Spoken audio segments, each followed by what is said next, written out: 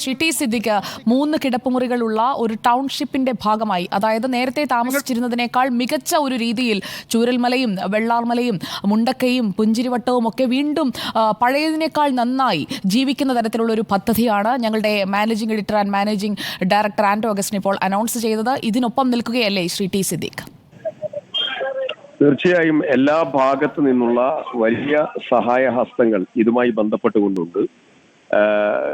കോൺഗ്രസിന്റെ ഭാഗത്ത് നിന്ന് പ്രിയപ്പെട്ട ശ്രീ രാഹുൽ ഗാന്ധി കടന്നു വന്നപ്പോ 100 വീട് 100+ എന്നാണ് പറഞ്ഞത്. അതിലൊരു മാറ്റവും ഉണ്ടാവില്ല. അതിനുവേണ്ടിയുള്ള നടപടികൾ ഉണ്ടാവും. അതിന്റെ കൂടെ കർണാടക ഗവൺമെന്റ് പ്രഖ്യാപനം വന്നു, തെലങ്കാനയുടേത് വരുന്നു, യൂത്ത് കോൺഗ്രസിന്റേത് വരുന്നു, OICC ഇൻകാസ് കമ്മിറ്റികളുടേത് വരുന്നു, മതസംഘടനകളുടേത് വരുന്നു. സ്വാഭാവികമായും ഇടതുപക്ഷത്തിന്റെ ഭാഗത്തു നിന്ന് CPM മറ്റെല്ലാ യുവജന സംഘടന അതൊക്കെ കടന്നു വരും. ലീഗിന്റെ ഭാഗത്തു നിന്ന് കാര്യമായിട്ടുള്ള കാര്യങ്ങൾ അവർ ആലോചിച്ചുകൊണ്ടിരിക്കുന്നു, ഫൈനലാവുകയാണ്.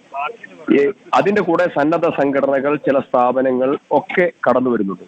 ഇതിൽ ലാൻഡാണ് ഒരു പ്രധാനപ്പെട്ടതായിരിക്കുന്ന പ്രശ്നമായി കടന്നു വരിക.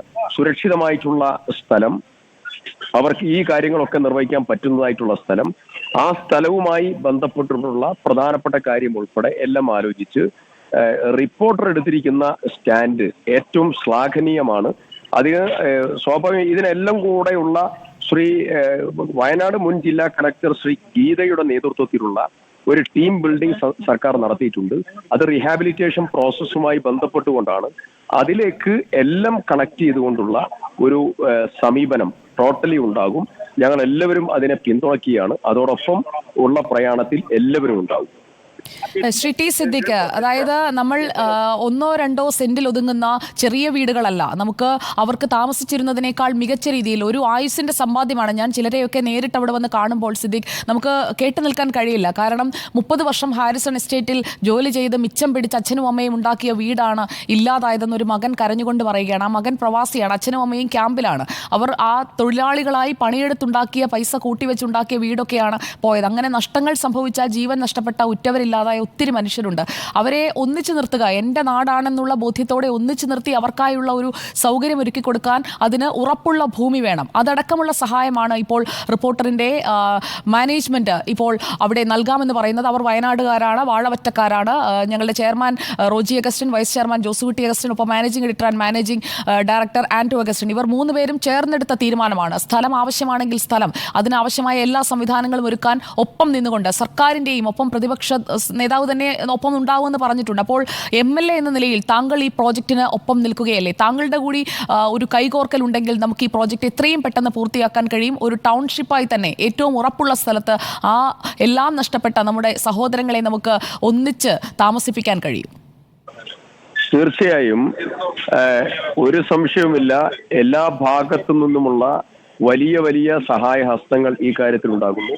സ്വാഭാവികമായി വയനാട്ടുകാർ എന്ന രീതിയിൽ സ്വന്തം നാട്ടിലെ ജനങ്ങളുടെ വേദനയിൽ, വലിയ പ്രയാസത്തിൽ അവരെ ജീവിതത്തിലേക്ക് തിരിച്ചു കൊണ്ടുവരാൻ ഒരു റീഹാബിലിറ്റേഷൻ എന്നുള്ളത് ഒരു നിർമ്മാണം അല്ലെങ്കിൽ ഒരു ലാൻഡിലുള്ള നിർമ്മാണം മാത്രമല്ല. അവരുടെ ലൈവ്ലിഹുഡ്, അവരുടെ എഡ്യൂക്കേഷൻ, അവരുടെ സാംസ്കാരികമായിട്ടുള്ള അവരുടെ പ്രയാണം ഉൾപ്പെടെയുള്ള വിവിധ ഘടകങ്ങൾ മുഴുവൻ ഇതിന്റെ ഭാഗമായി ചേർത്ത് നിർത്തേണ്ടതുണ്ട്. ഈ എല്ലാ കാര്യങ്ങളും ഉയർത്തിപ്പിടിച്ചുകൊണ്ടുള്ള ഒരു മാത്രമല്ല, ഇനിയുള്ളതായിരിക്കുന്ന വയനാട്ടുകാരുടെ ജീവിതത്തിൽ ഏതെങ്കിലും തരത്തിലുള്ളതായ ഇതുപോലെയുള്ളതായ ബുദ്ധിമുട്ടുകൾ കടന്നു വരാതിരിക്കാൻ ശാസ്ത്ര സാങ്കേതിക സംവിധാനങ്ങൾ ഉപയോഗിച്ചുകൊണ്ടുള്ള മുൻകരുതൽ നടപടികൾ ഉൾപ്പെടെ അലാമിംഗ് സിസ്റ്റം ഉൾപ്പെടെയുള്ള സംവിധാനം ഈ റീഹാബിലിറ്റേഷൻ സംവിധാനത്തിന്റെ ഭാഗമായിട്ടുണ്ടാകണം. അങ്ങനെ സമഗ്രതലത്തിലുള്ള ഒരു റീഹാബിലിറ്റേഷൻ പാക്കേജ്. അതിൽ റിപ്പോർട്ടർ ചാനൽ ഉടമകൾ, അതിന്റെ മാനേജ്മെന്റ് നടത്തിയിട്ടുള്ള പ്രഖ്യാപനം വളരെ ഏറ്റവും ശ്ലാഘനീയമാണ്. അതിനോടൊപ്പം ഞങ്ങൾ എല്ലാവരും ഉണ്ടാകും. ടോട്ടൽ റീഹാബിലിറ്റേഷനുമായി ബന്ധപ്പെട്ടതായിരിക്കുന്ന പ്രവർത്തനങ്ങളിൽ എല്ലാവരുടെയും പിന്തുണ ഈ കാര്യത്തിൽ. അതിൽ റിപ്പോർട്ടർ ചാനൽ എടുത്തിട്ടുള്ള, മാനേജ്മെന്റ് എടുത്തിട്ടുള്ള സ്റ്റെപ്പ്, വയനാട്ടുകാർ, വയനാടിനെ അറിയുന്നവർ എന്ന രീതിയിൽ എടുത്തിട്ടുള്ള സ്റ്റെപ്പ് പ്രത്യേകം എടുത്തു പറയേണ്ടതാണ്. രാഹുൽ ഗാന്ധി നടത്തിയത്, കർണാടക ഗവൺമെന്റ് എല്ലാവരെയും ചേർത്ത് നിർത്തി ഒരു കാലഘട്ടത്തിലും ഇല്ല. ഇപ്പോ ഈ ഭാഗികമായി തകർന്നതും പൂർണ്ണമായും തകർന്ന വീടുകൾ മാത്രമല്ല, ഈ ഏരിയ നിരവധി തവണ 80കളിൽ അത് കഴിഞ്ഞ് പുത്തുമല, അത് കഴിഞ്ഞ് ഇപ്പോ അതിനിടയിലുണ്ടായ ചെറിയതായിരിക്കുന്ന ദുരന്തങ്ങൾ, ഇതുൾപ്പെടെ ഉണ്ടായിട്ടുള്ള 3 വാർഡുകൾ കേന്ദ്രീകരിച്ചുള്ള ഒരു വലിയ പ്രശ്നമാണ്. ഈ പ്രശ്നം എഫക്ട് ചെയ്തിരിക്കുന്ന ആളുകളുണ്ട്, എഫക്ട് ചെയ്യാൻ പോകുന്ന ആളുകളുണ്ട്. ഈ ആളുകളുടെ പുനരധിവാസം കേവലം 200-ലോ 300-ലോ ഒതുങ്ങി നിൽക്കുന്നതല്ല. ആ പുനരധിവാസം സമ്പൂർണ്ണമാക്കാനുള്ള വളരെ കൃത്യമായിട്ടുള്ള ഒരു സമീപനം ഉണ്ടാകേണ്ടതുണ്ട്. ആ സമീപനത്തിലേക്ക് ഈ പ്രഖ്യാപനം ഏറെ ഉത്തരവാദിത്വത്തോടു കൂടിയിട്ടുള്ള ഈ പ്രഖ്യാപനം വലിയതായ ആത്മവിശ്വാസം നൽകുന്നതാണ്. അതിനെ പ്രത്യേകം അഭിനന്ദിക്കാനും അഭിവാദ്യം ചെയ്യാനും ആഗ്രഹിക്കുക.